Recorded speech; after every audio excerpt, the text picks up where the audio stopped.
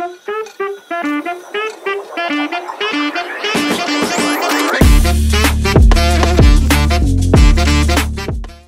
everybody. Thank you for watching the Marine Plant-Based University. And today we have a wonderful guest. So please, Haley, introduce a little bit about yourself. Hi, everyone. My name is Haley Jane Hagerstone, and I am the Partnerships Director for Sustainable Surf and predominantly our Sea Trees program. Beautiful. Could you please explain more details about what Sea Trees do? Yeah, so Sustainable Surf is the nonprofit, and our mission is to regenerate the health of our ocean planet. And our Sea Trees program is about planting, protecting, and restoring our blue carbon coastal ecosystem. So these are mangrove forests, kelp forests, seagrass meadows, coral reefs, and coastal watersheds. Beautiful. How long does the organization exist in so far? So we've been around since 2011, and we launched Sea Trees on World Oceans Day in 2019. Wow, congratulations. So what's the reason why you start this organization or you joined this organization? Yeah, it's not my organization. I'm just very passionate about it. I've known the founders, Kevin and Michael, since the very beginning, and just loved what they were doing. And then when they told me about Sea Trees, I was like, I am so in. I have a long history of working with environmental nonprofits in ocean conservation. I'm a fundraiser, so I love bringing different aligning different missions and bringing people together. So bringing businesses and nonprofits together to make impactful partnerships has really been my focus. And like I said, when they told me about Sea Trees and this focus on the ocean as a solution to climate change, it checked a lot of boxes for me. We have some incredible brand partners as well, so I'm excited to get to work with them. Beautiful, beautiful. So you said that you have a lot of background with already the marine plant-based, the Marines. So what's your background then? Like before working here, did you already work for the marine environment organization or kind of that? Yeah, so my undergrad is in natural resource conservation, so like conservation science. And then I have a master's in nonprofit management and leadership. So I've sort of dedicated my career to environment and nonprofits, and I've worked with 3 different nonprofits, all focused on ocean conservation. One more broadly that had a couple different programs, and then one specifically focused on plastic pollution, and then now climate change. Beautiful, beautiful. So like why did you become interested in those kind of ocean environment? Yeah, so I'm a surfer, first of all, and Beautiful. you Love protect it. what you I love. would love it. So that's a connection. I was born and raised in Vancouver, Canada, so I've always lived on the West Coast. I now live in Long Beach.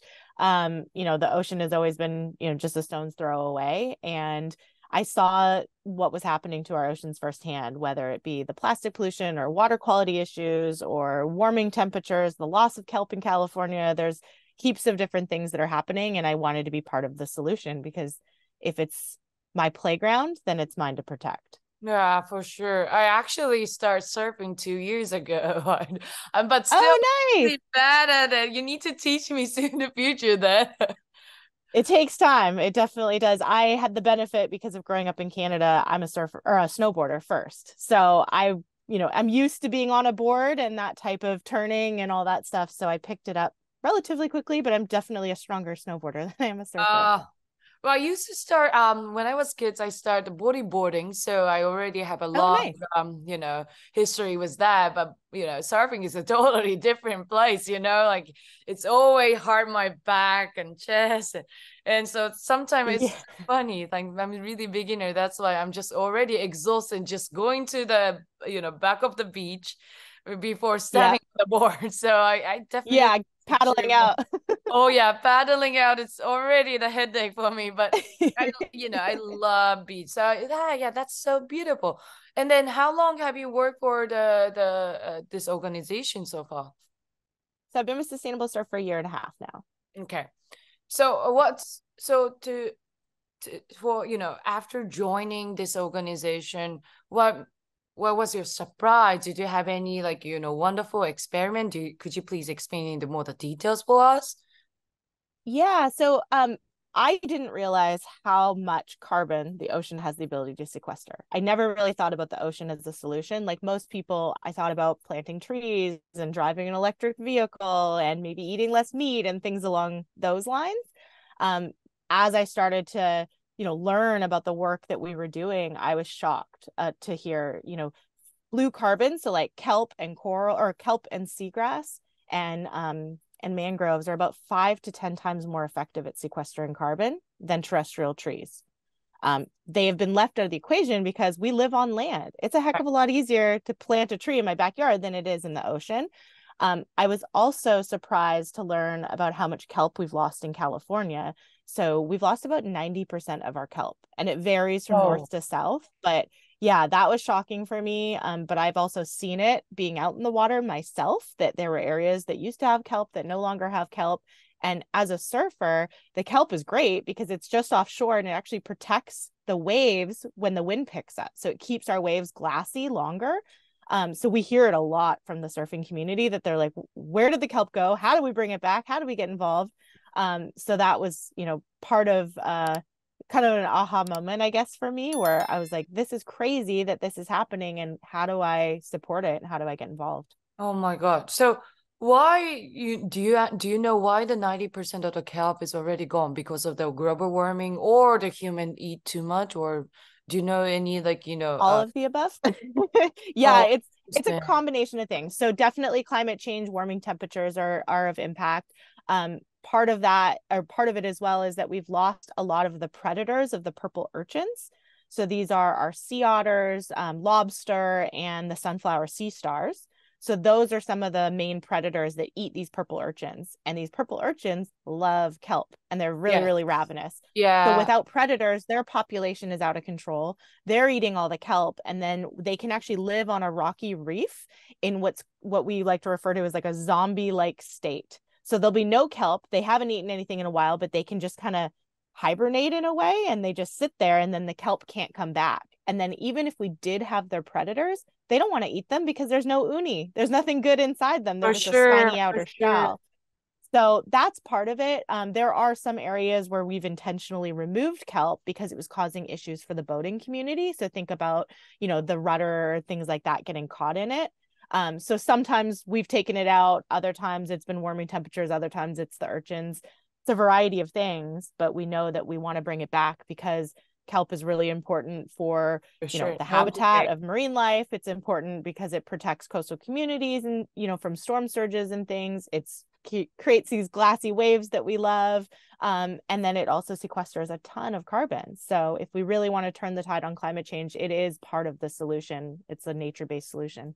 Yeah, totally understand. Like, so our company, for example, we actually support the sea otter organization to protect from, Oh, awesome. yes. So, like, for example, our beverage brand, our main character is actually the sea otter, and we're gonna donate back our several Amazing. part of the revenue to them because I was so surprised that the sea otter is, oh, sorry, the sea otter is they're gonna eat a lot of sea urchin, and I found that the National Geographic report that if we save the sea otter more, that means 15% of the kelp can exist more longer than than the past. So that's why we decided to use the sea otter as our main character and then donate back to community. But anyway, so I'm so shocked that 90% of this kelp is gone. It's gone, and we definitely need to support that movement. So what kind of activity your organization do? Yeah, so I'll focus on kelp because that since we're Yeah, talking about thank that, you. but there Yeah, are because other we're like ecosystems we work on. exactly. Thank you. Yeah. Yeah, we work across those five I mentioned at the beginning, but with the kelp here, primarily because it's the urchins, we're removing those urchins. So we're culling the urchins in order to allow the kelp to grow back. The good thing about kelp, particularly giant kelp, is it grows incredibly fast. Yes, So it can grow 11 up inch to a day. 2 feet per day, up to, in No, ideal conditions. Yeah, in ideal conditions. two So that's not feet. all the time. Isn't that like, wrap your head around that? It's crazy. It is. So it's effective removing urchins where that is the issue. It is not the issue everywhere. So in San Diego, for example, it's not urchins. We're trying to figure out what's happening. We're working with scientists at the Scripps Institution of Oceanography to understand what is happening there. And then once we figure that out, we can try different methods to bring it back. So in that case, it might actually be planting, kelp in certain areas where we've lost it. They're also looking at more heat tolerant varieties of kelp. So if we are going to bring it back, we want to make sure that it's going to last as our temperatures are warming and our water is going up as well. Interesting. But through that activity that, what is the most effective way? Because of course you said that everything should be the connected, but that's totally understand. But I think that a lot of the audience really don't understand the reality. And then I totally imagine that people wanted to support you. What kind of activity do you think that, of course, we need to do everything, but sometimes it's complicated, especially if you're going to pick one. What kind of like activity is really going to support to, recover the environment? Yeah, so I've got a couple. So first, find us online, go to see-trees.org, find us on social media, follow us there. If you sign up for our newsletter by way of our website, we'll actually plant a mangrove tree for you. So there you go. You get one tree. I love you can that. Also, right? You can also donate. So you can restore kelp or plant mangroves or plant coral, depending on which ecosystem or project really resonates with you. So I encourage everybody to do that as well. We make it really easy. Our website's designed on Shopify, and that's intentional. All of us know how to shop on Shopify, add to cart, check out, and you're done. So it's really that simple to plant sea trees. And then third, if kelp is your passion and you are a diver, you can actually get involved in our Monterey project in Northern California. I'd love to. There you go. So you can go through a training through our project partner up there. They'll teach you the methods that we use for culling the urchins and how to do it in a transect and all that stuff. But yeah, highly encourage you to get involved if you are trained. So especially, I'm super into, I'm the huge diver. I already dived like 200 times in the past. And then is there any regulation or what kind of like license should I get? Or do you have any specific thing? Well, if you're a certified diver, you just have to go through the training to learn how to cull the urchins. So they do them, I think it's monthly. I can send you the link. It's on our website and you can sign up to get involved. Yeah. Oh my God. And hopefully, a goal would be to employ volunteer divers, citizen scientists to do this throughout California. So like we have it at this one project that we're testing it to see if it's effective, but ideally we get to roll this out and get divers up and down the coast in the future. That's beautiful. Yeah, definitely. I'd love to join that volunteer activity. But, can I challenge one thing? In Japan, we found that it was really unfortunately, but there's one like volunteer group. They just like tried to take off all the sea urchin, but it doesn't affect to regrow the seaweed. And then, but the reason why they found us was like the fish actually eat too much seaweed in Japan. So that's interesting. Yes, that was so interesting.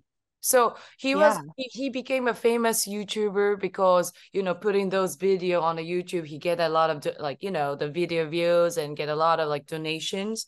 But a sea urchin is one of the reason why the seaweed cannot grow.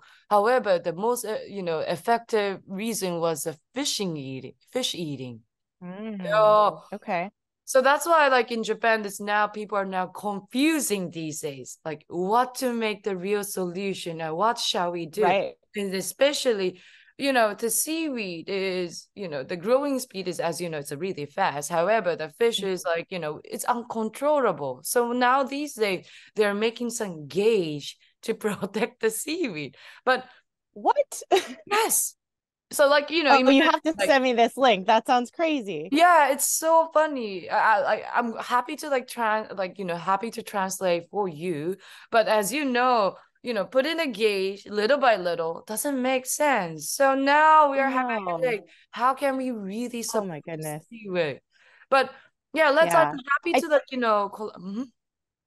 I was just gonna say, we have to keep in mind that the ocean is a dynamic system.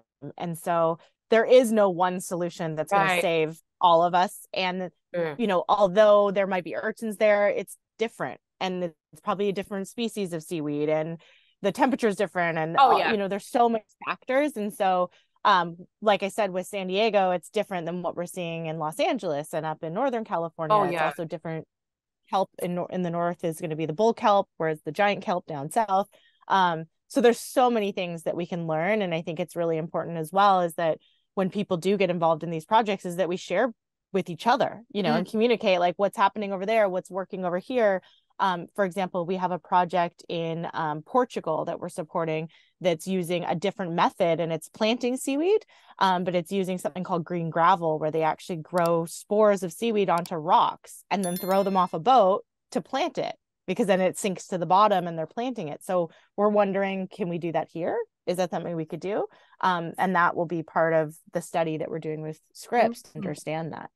Okay, so let me try to reach out to like a non-profit organization more in the future. So far, like most of the time of the marine plant-based organization, we focus on like, the finished product or the more like a business side. But yeah, Yep. definitely I'm happy to like correct those kind of a connection too, because as a founder of like of the marine plant-based technology company, I'm always thinking about the balance, because honestly I lost my family by the diabetes, and he was struggle to Oh. get the resource of the seaweed in Japan. We have a medical result that is good for diabetes, losing cholesterol, and plus Mm-hmm. of course it's good for digestion. That means good for like mental, skin. There's so many health benefits. And, Yeah. in the States, we have a lot of, problem with medical costs. Not many people can, access easily. And I'm so lucky because I'm financial stable. I can go doctor every day. Not every day, but Mm-hmm. like, I don't have to Yeah. work. But especially the people who has a diabetes, is their income is a little bit low than the average that we know. So that's Mm-hmm. why I decided to start this business to, I thought, okay, I don't want it to have any more, tears, and I don't want it to see more people struggle with it. But on Yeah. that point, Japan has 1600 years history with playing these seaweed. We have a multiple Mm-hmm. like knowledge and technology. Why why don't I try and then expand and support more people? So I believe that seaweed is a solution for the future. It's sustainable, it's healthy, and it's tasty. Not many, food product can have three elements. Mostly if you choose the healthiness, it's just untasty. It doesn't. Right. Yeah, that's a reality. Because Yeah. look at the green smoothie, like how it's too grassy and it too much. I cannot drink them. And if we choose a sustainability point of view, mostly it's unhealthy, too much oil or whatever. So it's quite difficult to find the three elements. So I thought, see, we can overcome. We can, and then also see we can play with so many market, not just food, beverage, skincare, hair care, or like Yep. medical capsules of the plastic alternative. So again, as a CEO, I believe this can be a solution for everybody. But on the same time, I'm always worrying about the balance, because I'm a diver. I love like bodyboarding. I live in Marina del Rey because I love the ocean vibe. So Mm-hmm. I'm curious about the balance. I'm happy to support the community, and I'm happy to support the nonprofit. So that's why I decided to like, ask an interview like today. Sorry, I talked too much. But yes, so I would love to like make this community not just talking about the business, but also I wanted to like, correct the people who's gonna be curious Mm-hmm. about the environment. So yes, let's do something in the future. I will like try to tap in more community and try to get back to you. All right, so Love for it. the last question, I'm sorry, I talk, we already have like 5 more minutes, so this is gonna be the No last worries. question. For the last, so could you please like share about your, okay, never mind. Let's switch into this way. Okay. So for the last question, could you share anything about your comment, your dream, or anything for the listener that do you have anything what you wanted to say to the listener? Whew. Well, I think I already said was to go to our website, sign up for our newsletter. We'll plant a seed tree for you. Since you were saying, a lot of your audience is brands, get in touch with us. We have lots of incredible projects. We obviously do the kelp restoration, but we're also planting mangroves and coral and seagrass and all these great projects that you can support. And we actually support 21 projects currently. Our goal is to have 100 by 2030. So if we don't have a project in your backyard, it's only a matter of time. But a lot of our support comes from brand partners, and would love to talk to any brands that are interested in getting involved in the blue carbon movement. Beautiful. All right. Thank you so much for the time. Thank you.